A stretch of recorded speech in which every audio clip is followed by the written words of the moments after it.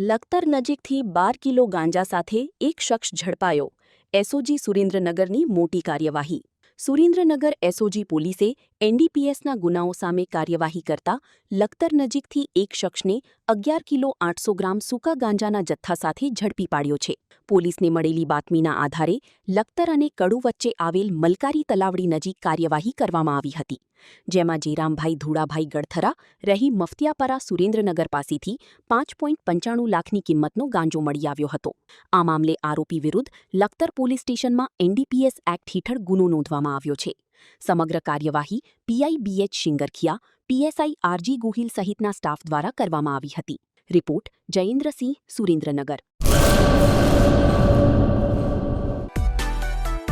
માં motor driving, safe and sure driving.